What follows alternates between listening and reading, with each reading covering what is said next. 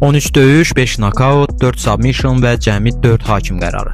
Azərbaycanda keçirilən ikinci UFC gecəsi ilk tədbirdən də daha sərt, daha həyəcanlı və daha yadda qalan oldu. Gecənin ən böyük sevinclərindən biri debüt edən döyüşçümüz Tahir Abdullayevdən gəldi. O, təcrübəli rəqibi Jefferson Nascimentonu möhtəşəm nokautla məğlub edərək UFC karyerasına parlaq başlanğıc etdi. Digər debütantımız Fərman Həsənov da ilklər sırasına qoşulmağı bacardı.